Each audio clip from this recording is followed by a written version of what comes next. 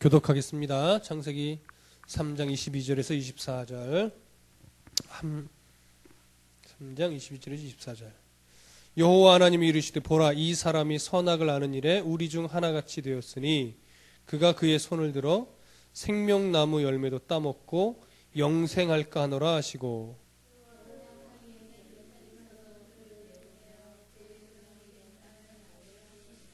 함께 읽습니다. 이같이 하나님이 그 사람을 쫓아내시고 에덴 동산 동쪽의 그룹들과 두루 도는 불칼을 두어 생명나무의 길을 지키게 하시니라. 아멘. 이제 아담과 하와가 쫓겨납니다. 에덴 동산에 쫓겨나는 그 장면을 오늘 3절에 3절에 걸쳐서 성경이 증언하고 있습니다. 1번 문제를 보시죠. 1번 문제를 보시면 창세기 3장 22절에서 23절에 인간이 죄를 지음으로써 그 지식이 더 좋아져서 하나님과 거의 대등하게 된 것처럼 보입니다. 그래서 하나님께서 당황하여 어떻게 해서든지 생명나무 열매를 따먹지 못하도록 저지하고자 하시는 것처럼 느껴질 수도 있습니다. 이 말을 하고 나서 23절에서는 에덴에서 내쫓으시고 그 근원이 된 땅을 갈게 하셨다고 말하고 있습니다. 그럼 본문에서 사람이 범죄한 후에 선악을 아는 지식이 하나님 중 하나같이 되었다라는 말은 무엇을 의미할까요? 22절, 23절에 있는 내용이죠. 제가 한 번 더 읽어드리겠습니다. 잘 들어보세요. 여호와 하나님이 이르시되 보라, 이 사람이 선악을 아는 일에 우리 중 하나같이 되었으니 그가 그의 손을 들어 생명나무 열매도 따먹고 영생할까 하노라 하시고, 여호와 하나님이 에덴 동산에서 그를 보내어 그의 근원이 된 땅을 갈게 하시니라. 이거 23장 23절의 말입니다. 이 부분을 이해하기 위해서 제가 참고 구절을 박스에 드렸는데요. 제가 읽어보겠습니다. 사람의 지혜의 특징은 지식을 축적하고 논리적인 추론을 하고 선악의 가치 판단을 하는 능력입니다. 이런 지혜는 범죄 이후에 생긴 것이 아니라 원래 하나님께서 인간을 만들 때부터 주신 잠재 능력이었습니다. 그러나 에덴 동산에서 살아갈 때에는 이런 능력을 발휘할 필요가 없었습니다. 왜냐하면 모든 환경을 완벽하게 하나님께서 만들어 놓으셨고 인간은 전적으로 하나님을 의존하여 살면 되었었기 때문입니다.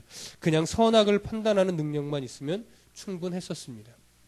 이렇게 참고 구절을 드렸는데, 자, 그러면 하나님께서 22절에서 선악을 아는 일에 우리와 같이 되었다 라고 하는 부분을 어떻게 이해할 수 있을까요? 많은 이단이나 사이비의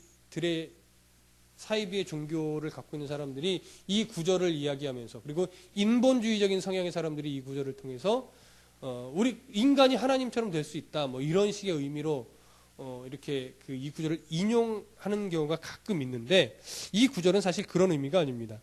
선악을 아는 일에 우리 중 하나같이 되었다는 말은 사람이 이제부터 자신의 지혜로 세상을 살아가게 되었다라는 표현인 거예요.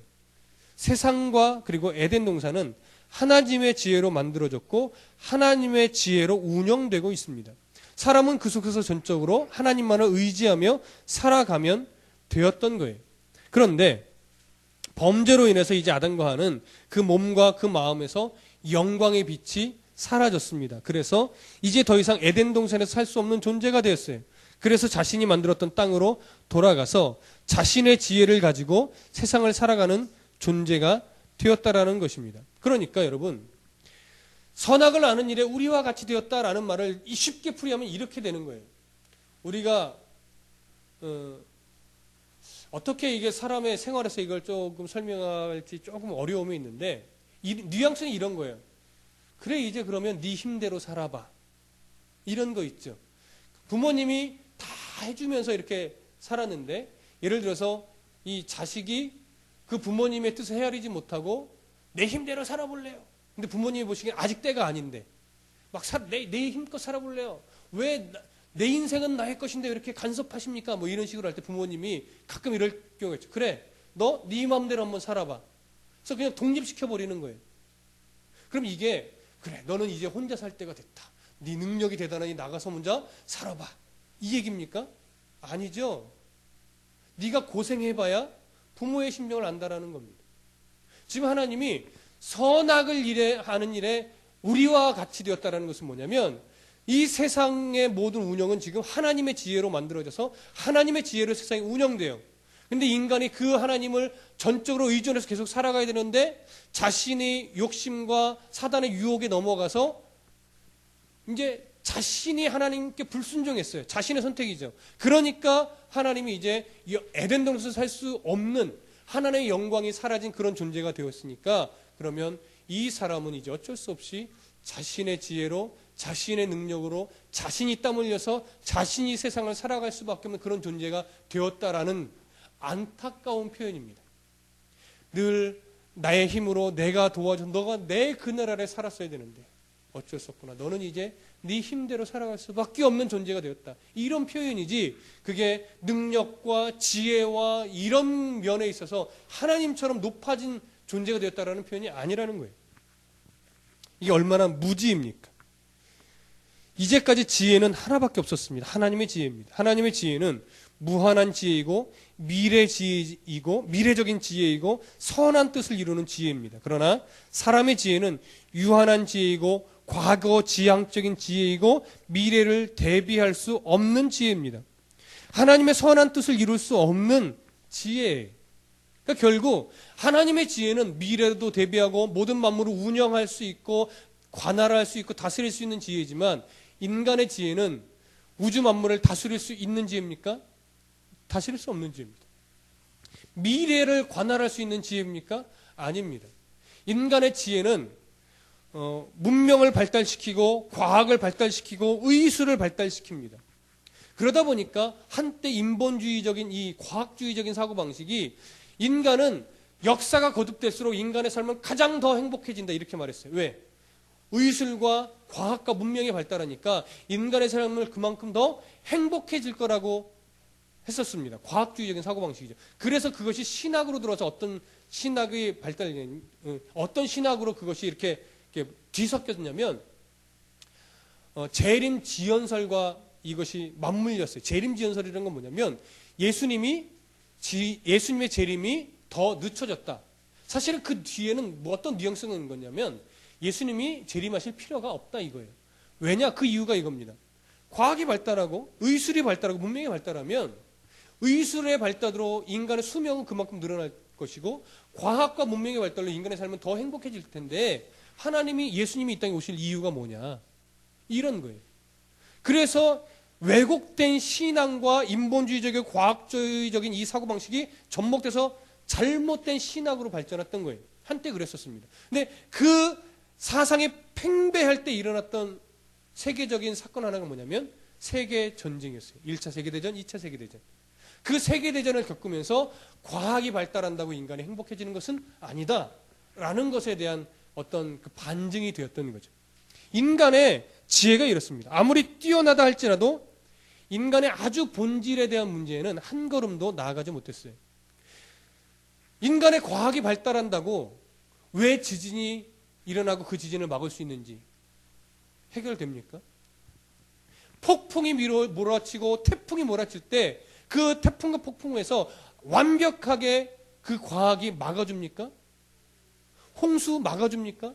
인간의 과학이 그걸 막지 못해요. 또 죽음 이후의 세계에 대해서 인간의 철학과 인간의 사상이 온전한 답변을 해줍니까? 못 해줘요. 그 답변을 못하니까 불교 같은 윤회설에서는 선한 일을 하면 사람으로 태어나고 악한 일을 하면 개미로 동물로 태어난대요. 여러분 뭘로 태어나시겠습니까? 얼만큼 선한 일을 해야 부잣집에서 태어날까요? 어리석은 겁니다. 어리석은 겁니다. 이런 윤회설이 불교를 기점으로 해서 여러 종교의 이런 윤회설을 담고 있죠. 인간의 지혜는 정말 이 본질, 내가 누구인지, 내가 무엇 때문에 살아가야 되는지, 영원한 생명이 무엇인지에 대해서 한 걸음도 나아가지 못하는 게 인간의 지혜이고 인간의 지식입니다. 따라서 모세 당시 이스라엘 백성들과 오늘을 살아가는 우리들은 사람의 지혜가 얼마나 형편없는지를 인정해야 돼. 이것이 인정하지 못하면 하나님을 바르게 섬길 수 없습니다. 하나님께 나아가는 길은 자신의 지혜를 버리고 하나님의 지혜를 사모하며 하나님의 뜻에 온전히 순종하며 살아가는 길밖에 없음을 알고 우리가 그 하나님의 뜻에 순종하는 것입니다. 바르게 순종하는 자가 정말 지혜로운 자인 겁니다. 2번 문제를 보시죠. 22절에서 23절을 보면 하나님께서 아담과 하와를 생명나무 실과에 접근하지 못하도록 에덴 동산에서 내어 쫓으시고 그 길을 그룹들과 화연검으로 막으시는 것을 보게 됩니다. 하나님은 생명나무의 실과를 왜 먹지 못하게 했을까요? 제가 참고사항에 이렇게 적어놨습니다. 생명나무는 선악을 알게 하는 나무와 마찬가지로 하나의 나무에 불과합니다. 이 나무에 어떤 신통력이 있는 것이 아니라 이 나무 열매에는 하나님의 언약이 있는 상징이 담겨 있을 뿐입니다. 그래서 아담은 원래 이 열매를 먹을 때마다 하나님의 약속을 다시 한번 체험하며 확신해야 했습니다. 아담이 에덴에서 이 열매를 몇 번이나 따먹었는지는 알 수 없지만 여러 번 따먹었겠죠. 왜? 금한 것은 선악을 알게 하는 나무 하나밖에 없으니까요. 그렇기 때문에 이 생명나무 열매를 먹는다는 것은 마치 오늘날 우리가 어떤 성례에 참여하는 것과 같습니다. 나중에 성례가 무엇인지, 성찬이 무엇인지 여러분들과 또 나눌 기회가 있을 겁니다. 중요하기 때문에. 근데 이 성례에 참여한다라는 것은 예수 그리스도께서 제자들과 함께 했던 이 떡은 내 몸을 상징하는 것이다, 이 잔은 내 피를 상징하는 것이다 하면서 예수 그리스도의 구속의 은혜를 그들에게 알려주시고 참여하게 하는 그러한 그 성경의 그 전통에서 나온 겁니다. 그런데 이 성례를 참여할 때 떡과 잔에는 아무 효력이 없습니다. 사실 이 떡과 잔의 효력에 관한 그것 때문에 기독교 안에서도 조금 여러 교단으로 갈라져 있습니다. 천주교는 완전히 변해서 떡은 진짜 예수님의 떡이 되고 잔은 진짜 예수님의 피가 된다고 했습니다. 그래서 지금 오늘 이 부분을 얘기하려는 건 아니니까 천주교에서 어떻게 생각하는지만 말씀을 잠깐 드릴게요. 그래서 천주교에서는요, 떡은 부스러기를 흘리지 않는 하얀 요 조그만한 동그란 그걸 뭐라 전병이라고 하나? 하여튼 아주 그 부스러기가 남지 않는 동그랗고 자꾸 얇은 거 있습니다. 입에 들어가면 살 녹아버리는 거. 그런 걸로 떡을 대신해서 입안에 넣어줍니다. 그리고 잔은 안 줘요. 왜? 주다가 흘리면 예수님의 피가 땅에 떨어지는 거니까. 그래서 잔은, 피는, 그러니까 포도주는 큰 잔에 담겨놓고 그냥 잔에만 담아두고요. 사람들이 이렇게 나와서 입에 이렇게 내밀면 그것만 하나 해서 혀에 딱 올려줍니다. 떨어지지 않게.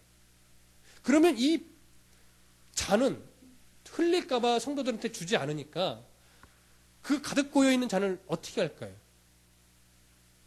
예전에는, 요즘은 모르겠습니다. 보통 신부들이 마셨습니다. 그래서 취해서 잠들기도 하고. 네. 그러한 오류를 범했었지. 이런 것처럼 이 성례전에 대한 이런 사상들이 약간씩 다른데, 우리 장로교 쪽에서 제가 갖고 있는 신앙의 한 부분이죠. 에서는 어떤 입장을 취하는 게 칼빈 선생님이 정리해 놓은 사상 중에 하나인데, 떡과 잔에 축사하고 기도할 때 그것은 어떠한 그것이 진짜 예수님의 살이 되고 진짜 피가 되는 것이 아니라 예수님의 상징, 체험을 하게 하는 도구일 뿐이라고 이렇게 정리를 합니다. 우리는 그것이 맞다고 봅니다. 떡 부스러기 흘린다고 해서 예수님의 영광이 가려지는 것도 아니고, 잔을 마시다가 흘린다고 해서 영광이 가려지는 것은 아닙니다. 그렇다고 해서 이 떡과 잔을 소홀히 다뤄서는 안 됩니다. 왜? 예수 그리스도의 살과 피를 기념하고 상징하는 것이기 때문에. 무슨 말인지 이해되시죠? 그래서 분별력이 없고 세례를 받지 않은 어린아이들이나 어른들에게는 이것을 나누지 않는 겁니다. 세례를 받고 나서 충분하게 이 떡과 잔의 의미를 알고 이대로 살고자 마음에 다짐한 사람들만 이 성례에 참여하게 되는 것입니다. 내년쯤 우리 교회도 이제 그 성찬식을 시행할 수 있게 되겠죠. 올해는 좀 어렵지만. 자, 그래서 그것처럼 이 생명나무 열매를 먹을 때도 이와 같이 아담과 하와가 하나님의 은혜, 하나님의 계명을 기억하는 그러한 내용, 그러한 과정들이 아담에게 있었을 거예요. 그리고 꼭 그렇게 했어야 했을 겁니다. 그런데 오늘날 성례전에 우리가 참여할 때 예수님의 죽으심과 부활과 하늘의 소망을 품게 되는 것처럼 아담과 하와가 계속해서 생명나무 열매를 먹으면서 하나님의 약속을 기억하고 하나님께 순종해야지, 하나님이 하지 말라는 걸 안 해야지, 이 마음을 계속해서 품었어야 되는데 어느 순간 그러지 못했던 거예요. 그래서 이 생명나무 열매를 이제 먹을 수 없도록, 왜? 범죄했으니까. 범죄한 심리에 그것을 먹으면 안 됩니다. 그래서 에덴 동산을 추방하게 된 겁니다. 이 말은 생명나무 열매를 결국 먹지 못하게 하고 추방시킨 것에는 이런 의미가 또 하나 있습니다. 사람의 지혜로는, 사람의 능력으로는, 사람의 열심으로는 결단코 하나님의 영광을 회복할 수 없다는 것을 보여주는 겁니다. 보여주는 겁니다. 그래서 인간의 지혜가 아무리 뛰어나다 해도 자기 힘으로 살다가 죽는 것밖에는 할 수 없는 연약한 존재임을 보여주고 나타내 주는 겁니다. 그래서 세 번째 질문에 제가 이렇게 드렸어요. 위의 질문을 중심으로 해서 하나님께서 생명나무로 오는 길을 막으시고 인간이 오지 못하도록 하신 이유가 무엇일까요? 라는 겁니다. 이것이 이번 문제와 사실은 연결되어 있습니다. 왜냐하면 생명나무 열매를 먹을 수 없도록 추방시킨다는 것은, 그리고 그것을 못 오도록 지킨다는 것은 이제 더 이상 인간이 하나님의 능력, 전적인 하나님의 능력으로는 살 수 없다라는 것을 보여줍니다. 그것을 먹을 수 있는 자격이 상실되었다. 자격 상실이에요. 그것을 나타내 주는 겁니다. 죄를 가지고 죄인의 신분으로는 에덴에 들어오지 못하고 죄인의 신분으로는 생명나무 실과를 먹을 수 없다라는 것을 보여주는 겁니다. 만약에 이것을 막지 않았으면 죄인의 신분으로 아담과 하와가 무엇을 따먹으려고 애썼을까요? 생명나무를 따먹으려고 애썼을 거예요. 왜? 그것을 먹으면 자신의 모습이 회복될까 봐, 살아날까 봐. 이런 것들 때문에. 그러니까 결국 그건 뭐예요? 우상화되는 거죠. 우상화. 생명나무를 우상화할 수 있는 그런 여지를 하나님이 주지 않는 거예요. 그래서 인간이 죄인의 신분이 된 이미 인간은 자신의 노력이나 자신의 철학이나 자신의 생각, 자신의 종교적인 열심을 가지고는 하나님의 영광을 회복할 수 없는 존재가 되었습니다.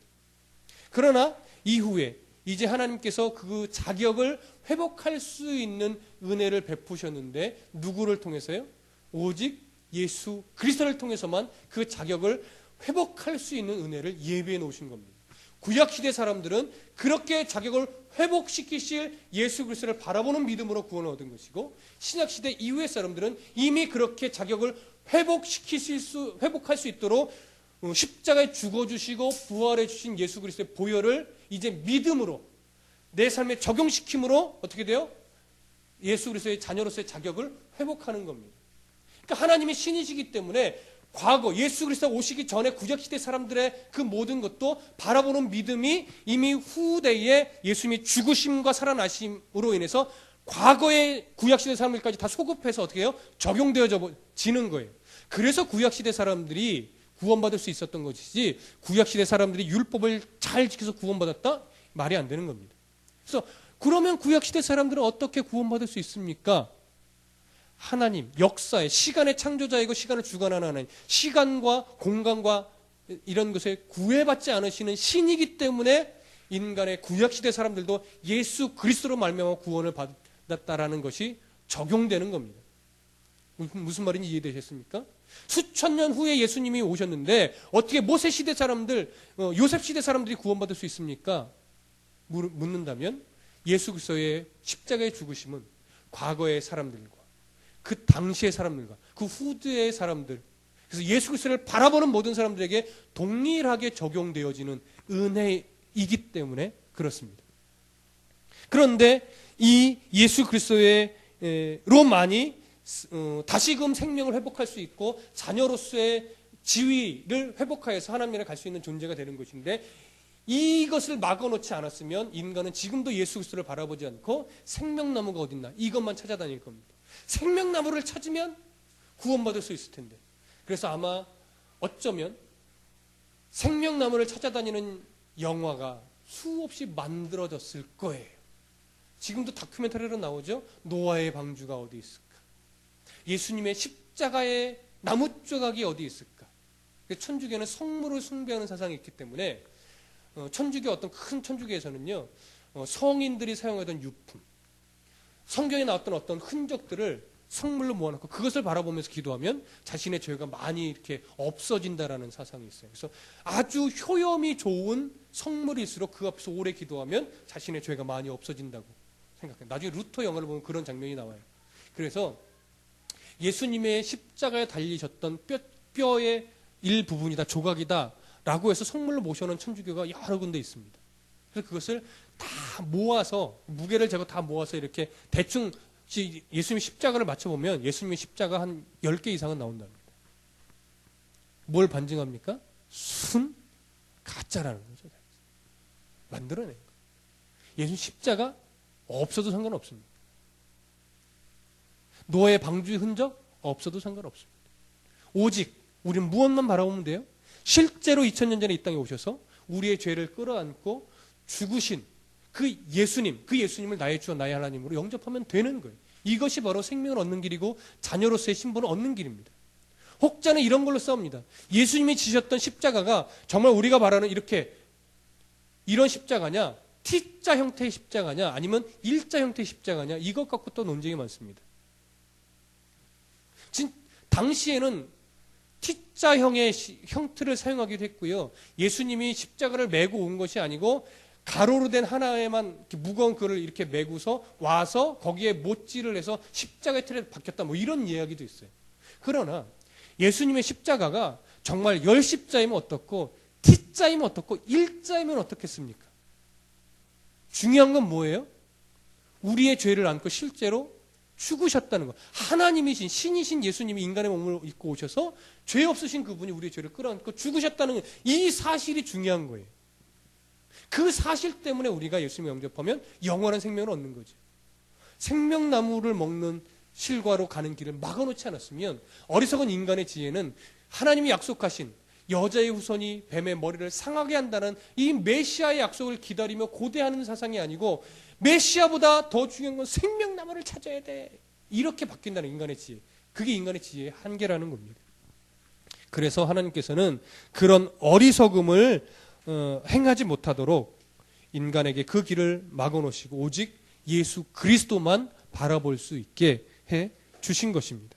그래서 하나님이 생명나무의 길을 막으신 이유는 바로 생명나무 열매인, 진짜 생명나무의 열매인 예수님을 만나라고 하는 것입니다.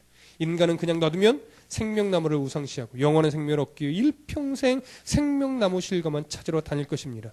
인디아나 존스처럼, 그런 영화처럼 하나님은 그 길을 완전히 막으시고 예수 그리스도를 준비해 주셨습니다. 우리에게는 예수 그리스도의 은혜가 있습니다. 이렇게 예배하는 우리 모두는 이제 예수 그리스도로 인하여 영원한 생명을 얻은 자임을 여러분 꼭 확신하시고 마음속에 진실로 예수님을 나의 주인으로 모시고 영원한 생명을 소유하신 자답게 그렇게 복되게 살아갈 수 있기를 간절히 소원합니다.